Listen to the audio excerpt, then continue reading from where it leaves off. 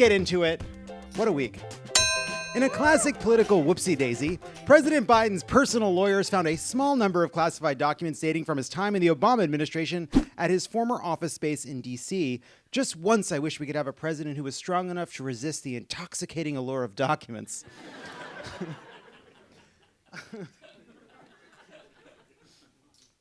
The papers were turned over to the National Archives immediately and are now under review by the Justice Department, or they will be as soon as they get the old man smell out of them. Gonna let him air out. What? Donald Trump, who famously stole classified documents and then refused to cooperate with the National Archives, wrote on Truth Social, "When is the FBI going to raid the many houses of Joe Biden? Perhaps even the White House? These documents were definitely not declassified. And when is Joe going to have to shortly thereafter be forced to attend Tiffany Trump's wedding?"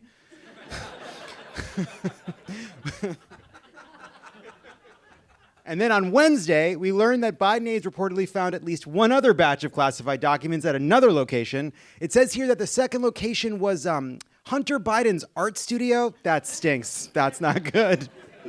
The White House subsequently put out a statement acknowledging that they found a couple more docs, no big deal, at Biden's garage in Delaware. "That's strange," said the president. "I would never leave them in my house. Usually I forget them on the train." Maybe I shouldn't have said that. "Anyway, I'm as surprised as you are," added Biden moments before, hacking up a wad of classified documents like a hairball. In a press conference on Thursday, Merrick Garland announced that he was naming Robert Hur as special counsel in the investigation into Biden's handling of classified documents. Hur? That's it. At this point, can every past president just stand up and turn out their pockets? Don't make us pick you up by the ankles, Jimmy Carter.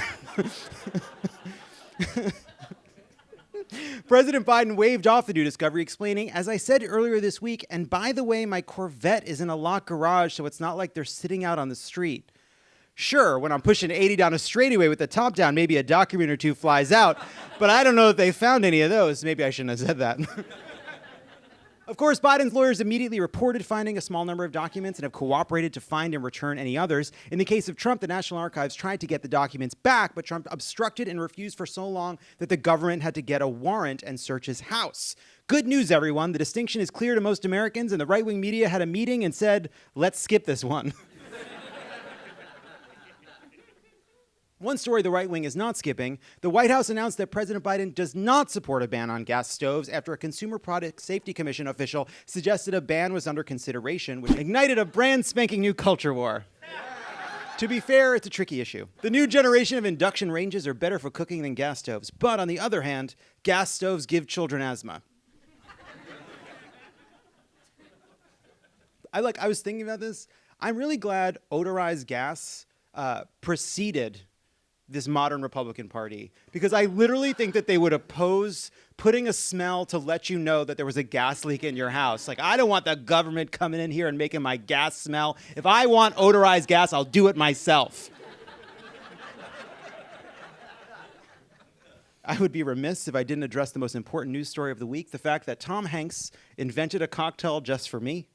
So please welcome Holmes to the stage to join me in trying the Diet Cocaine. Hello. I'm really excited. How are you? First of all, Holmes, everybody. Hi, everyone. Everyone's like, I don't know. I'm actually a pretty important governor, so that's really crazy. No, sorry. Do you know about the Tom Hanks invented cocktail? I found out about it today. I don't know about it, but someone told me backstage, and I'm actually pretty excited to try it. It sounds like something that I might like. Yeah, so it's pretty complicated. It's Diet Coke, and it's champagne.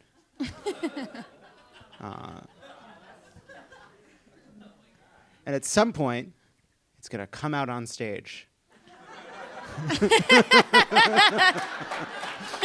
And the conversation I'm having... Oh, hi. Howdy, everybody. All right.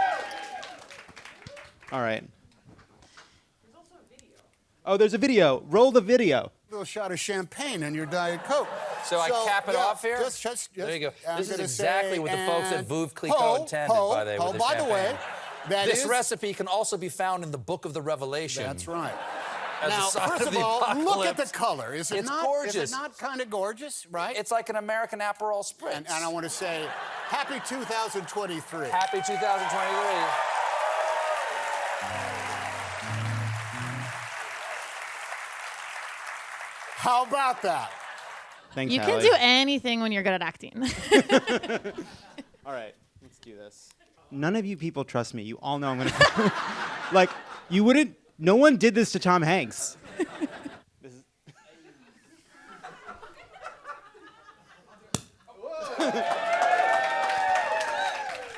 I hope the audio picked up right at the moment where Brian panicked and said, "I'll do it. I'll do it." It was fine. It was all fine. The two of you, anxiety wafting off of you. There's one for you. Thank you. I love sort of that noise right before I take a sip. Ugh. Cheers. Cheers. Cheers, huh? to Perdition Road or whatever. That's not what it was called. Yeah, I know it's Road 2.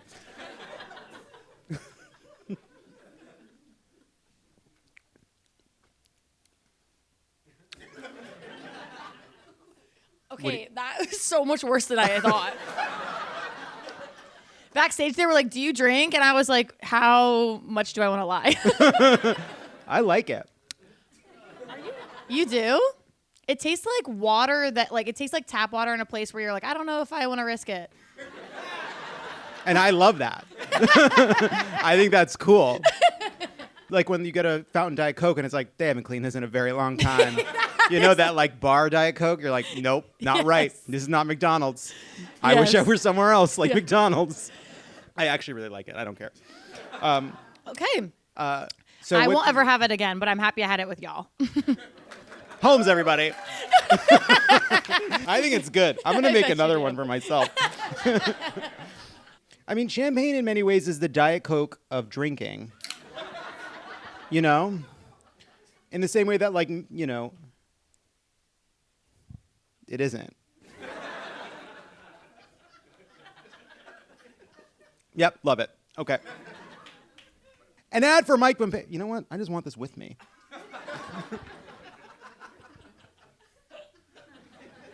An ad for Mike Pompeo's new book, Never Give an Inch, features exactly one blurb from none other than Mike Pompeo. And the title is not about my penis size, the blurb continued inexplicably. We never cracked it. It was never give an inch. It was right there. There was something we could have found. There was some joke. But there wasn't enough time. Meanwhile, in their first legislative act, House Republicans passed a bill to strip out funding for the IRS, making it easier for the ultra-wealthy and corporations to cheat on their taxes. They're making M&Ms gay and hate your stoves? This press conference is over, said Kevin McCarthy. California Congresswoman Katie Porter this week announced her 2024 bid for the Senate seat currently held by Dianne Feinstein. Adam Schiff, Barbara Lee, and Ro Khanna may also soon enter the race, even though Feinstein has not officially announced her retirement. Feinstein criticized her potential replacement, saying, and I quote, "You're all blurry."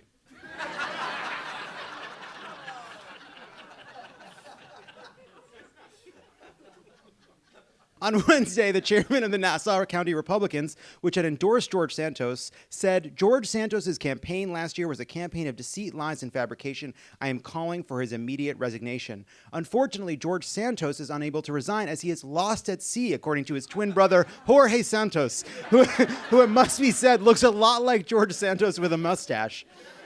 Seattle's public school district has sued the parent companies of TikTok, Facebook, Instagram, YouTube, and Snapchat, alleging they fueled a youth mental health crisis. Maybe Seattle wouldn't be having a mental health crisis if they brought back a certain radio psychiatrist. Talking about Frasier. Frasier Crane. A Korean War wall of remembrance honoring veterans that was unveiled on the National Mall last summer contains hundreds of spelling mistakes, omissions, and other errors. His name was Alec, not Alex. And seeing you mangle his name like that made it feel like he was slipping through my fingers into the cold waters of Incheon. And he was the love of my life, said a weeping George Santos.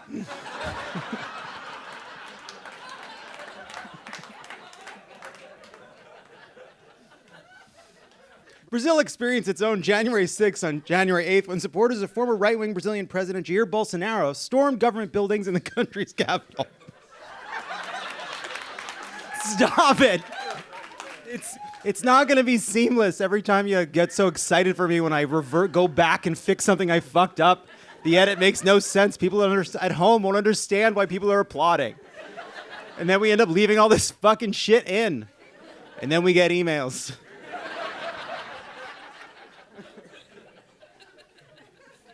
Anyway, Bolsonaro himself is in Florida, where he's reportedly once again been hospitalized. Now that he's no longer president of Brazil, he must be fulfilling his lifelong dream of almost dying in every major hospital in the world. Before the hospitalization, Bolsonaro was spotted wandering all over the Sunshine State, including being filmed in the aisles of a Publix and eating alone at a KFC. Happy to see Bolsonaro and I have the same retirement plan. While touring and promoting his new memoir, Prince Harry has shared new details of his life inside the monarchy. For example, Prince Harry describes the moment a friend advised him to use Elizabeth Arden cream on his frostbitten penis following a trip to the North Pole, the same cream his late mother used, which is interesting since I didn't even know she had a penis. Let's take a listen. My mum used that on her lips. You want me to put that on my todger? It works, Harry. Trust me. I found a tube, and the minute I opened it, the smell transported me through time. I felt as if my mother was right there in the room. Then I took a smidge and applied it down there.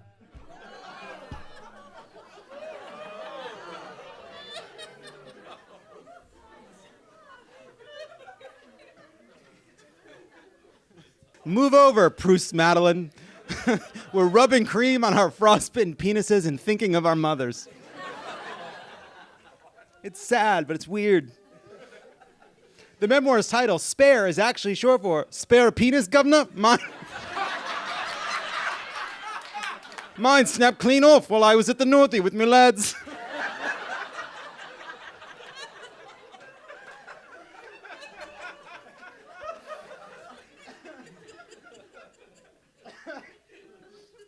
In the wake of the holidays from hell, thousands more flights were delayed or canceled this week when a power outage knocked out the antiquated computer system used by the FAA. Sorry you missed your sister's wedding. The FAA had to use a paperclip to hard reset air travel in America.